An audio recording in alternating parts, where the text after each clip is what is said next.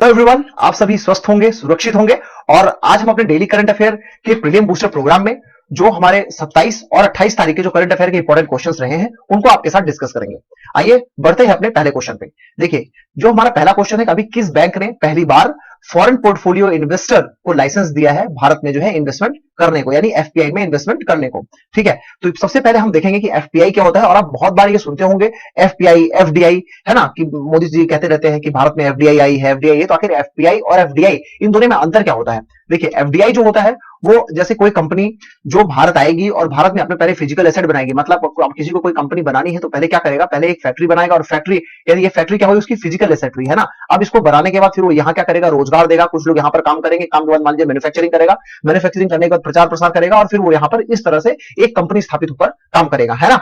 लेकिन एफपीआई क्या होता है, जैसे आप शेयर मार्केट में सुनते होंगे कि यहाँ पर इतना पैसा लगा दिया गया, है ना। जैसे आप सुनते हैं कि रिलायंस में इतना पैसा आ गया, है ना। तो इतना पैसा वो जो रिलायंस में आया वो क्या होता है, वो एफपीआई कहलाता है ना। और इसकी एक और सीमा है, अगर कोई भी जो पैसा है वो 10% से कम आता है तो उसको एफपीआई में रखा जाता है, और अगर 10% से अधिक आता है तो उसको एफडीआई में रखा जाता है। तो ये मेजर डिफरेंसेस हैं एफडीआई और एफपीआई में। तो किसी देश के लिए जो सबसे ज्यादा इंपॉर्टेंट होगा वो क्या होगा, एफडीआई। यानी अगर किसी देश में एफडीआई आएगा तो उससे क्या होगा, रोजगार बढ़ेगा, है ना। जो सप्लाई साइड है वो मजबूत होगी। लेकिन एफपीआई के साथ क्या है कि हाँ, एक शॉर्ट टाइम के लिए क्या होता है, पैसा बढ़ जाता है मार्केट में और उसका यूज जो है, जिस कंपनी में वो इन्वेस्टमेंट हुआ उसका इस्तेमाल उस समय प्रोडक्शन में कर सकता है। लेकिन इसमें फिर वही होता है कि आप जो एफपीआई यानी पोर्टफोलियो इन्वेस्टर रहता है वो पैसे फिर खींच लेता है, फिर वो सारी समस्याएं आने लगती हैं। लेकिन एफडीआई जो है बहुत स्थायित्व प्रदान करता है इकोनॉमी को।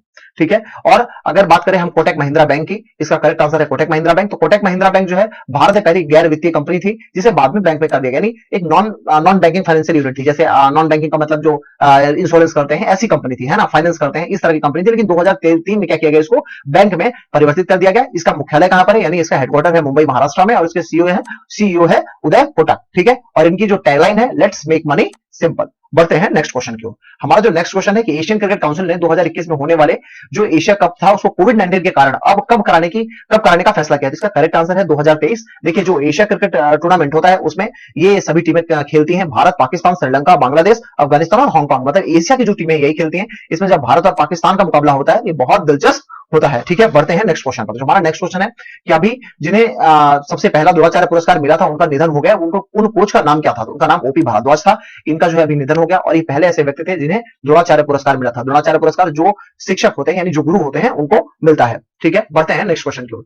किसने मोनाको ग्रांड प्रिक्स 2021 का खिताब जीता है? देखिए, इसका करेक्ट आंसर है मैक्स वर्स्टैपन। इनकी ये फोटो है, देखिए, ये मैक्स वर्स्टैपन है। ये जो रेसिंग आप ये गाड़ी देख रहे हैं, इन्होंने ये अभी जो ग्रांड प्रिक्स था इसका 2000, इसको जो है इस टाइटल को जीता है। ठीक है, बढ़ते हैं नेक्स्ट क्वेश्चन पर। जो हमारा नेक्स्ट क्वेश्चन है कि भारत और किस देश ने कृषि सहयोग के लिए 3 वर्षीय कार्य योजना पर हस्ताक्षर किया है। मतलब 3 साल तक कृषि में कैसे डेवलपमेंट करना है, कृषि में क्या क्या चीजें जो है और उपलब्ध करानी है, और कौन कौन से जैसे रिसर्च करना है। जैसे आपने पहले जो स्प्रिंकल सिंचाई होती है ना, तो ये सारी चीजें बहुत पहले की तो नहीं है, अभी इनका जो है हमारे सामने नजर आते हैं। तो ये सारी चीजें क्या होती है, रिसर्च करके ये सारी चीजें हमारे सामने होती है। तो ये अभी जो 3 साल का कार्य योजना ये भारत ने इजराइल के साथ साइन किया है। ऐसे बहुत सारे पैक्ट इजराइल और भारत के बीच कृषि क्षेत्र में हो चुके हैं। अभी इजराइल काफी चर्चे में भी था फिलिस्तीन के मामले को लेकर, तो उसका एक हमारे चैनल पर वीडियो है, आप उसको देख सकते हैं। बढ़ते हैं नेक्स्ट क्वेश्चन पर। देखिए, किसी रिजर्व बैंक के इनोवेशन हब का सीईओ बनाया गया है, तो इसका करेक्ट आंसर है राजेश बंसल। ठीक है, राजेश बंसल को जो है इसका आरबीआई का सीईओ हब का वो सीईओ बनाया गया है, सॉरी, है ना।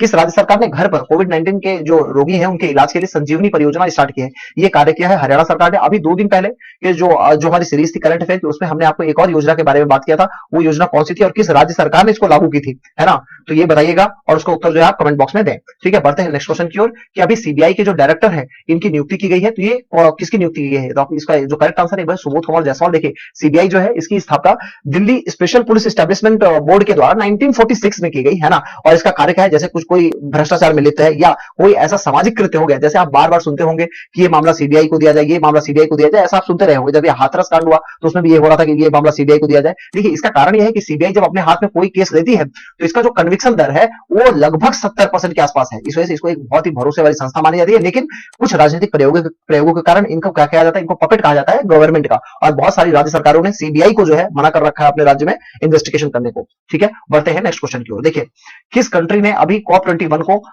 जो होगा 2023 में, कहां पर होगा, सॉरी, है ना, तो ये होगा यूएई में। तो इसका करेक्ट आंसर है यूएई। देखिए कॉप क्या होता है, 1992 में जब अर्थ समिट हुआ, उसके बाद जब लोगों ने पहली बार चिंता जाहिर की कि हमें जो है अपनी जो इन्वायरमेंट के लिए कुछ करना चाहिए, तो उस समय रियो डी जेनेरिया में जब ये मीटिंग हो रही थी, वहां पर 3 इंपॉर्टेंट कन्वेंशन का साइन हुआ, ठीक है। तो जो पहला था कि क्लाइमेट चेंज को हमें जो है रोकना है, और जो हमारी बायोलॉजिकल डाइवर्सिटी है उसको संरक्षित करना है, और जो डिजर्टिफिकेशन बढ़ रहा है, यानी जो रेतीकरण हो रहा है, ये बालू जो बढ़ जा रहे हैं, जैसे अभी अब दिल्ली के बहुत सारे क्षेत्रों में पहले खबर आ रही थी कि डिजर्टिफिकेशन हो रहा है ना, जो साधारण जगह है उन पे भी बालू फैलता जा रहा है। तो इन चीजों को रोकने का था। देखिए अब जो हमारा अगला क्वेश्चन है कि नासा ने अनाउंस किया है कि वो मोबाइल रोबोट को भेजेगा मून पर। तो ये कब भेजेगा, तो इसका करेक्ट आंसर है 2023 में। जब ये मून पर मोबाइल रोबोट जाएगा तो इसके बाद वहां पर क्या करेगा, अन्वेषण करेगा, यानी रिसर्च करेगा, है ना, और रिसर्च के जरिए बताएगा कि यहाँ पर पानी की क्या स्थिति है, या यहाँ पर जो मिनरल्स है, ऐसे कौन कौन से मिनरल्स हैं, क्या है, ये सारी चीजें जो है वहां पर रिसर्च करेगा, ठीक है। प्रशांत कुमार मिश्रा, जिनको जो अभी एक चीफ जस्टिस बनाया गया है, तो ये किस स्टेट में बनाया गया। देखिए चीफ जस्टिस कैसे बनाया जाता है, प्रेसिडेंट जो है उस राज्य के जो राज्यपाल होते हैं उनसे, और जो चीफ जस्टिस ऑफ इंडिया होते हैं सीजीआई, इनसे जो है परामर्श करके क्या करता है, इनकी नियुक्ति करता है। लेकिन यही बात अगर किसी अन्य न्यायाधीश की होती है, चीफ जस्टिस की बात नहीं है, तो इसमें जो है ये हाईकोर्ट का चीफ जस्टिस भी शामिल हो जाता है, ठीक है। तो ये बात याद रखिएगा, है ना। तो अभी जो चुने गए हैं, ये कहां के चुने गए हैं, छत्तीसगढ़ के, इनको छत्तीसगढ़ का चीफ जस्टिस चुना गया है, ठीक है। बढ़ते हैं नेक्स्ट क्वेश्चन पर। देखिए हमारा जो ये इनकी इमेज है, जो प्रशांत कुमार मिश्रा सर है, इनको जो है चीफ जस्टिस ऑफ छत्तीसगढ़ चुना गया है। बढ़ते हैं नेक्स्ट क्वेश्चन पे। ओलिनेट मकासो, ये अभी नए प्राइम मिनिस्टर नियुक्त हुए हैं। तो ये कहां के हुए हैं, तो ये कांगो के अभी नए प्राइम मिनिस्टर नियुक्त किए गए हैं। तो ये आप इनकी इमेज देख सकते हैं, ये हैं, इनको जो है अभी कांगो का नया प्राइम मिनिस्टर नियुक्त किया गया है। बढ़ते हैं नेक्स्ट क्वेश्चन की ओर।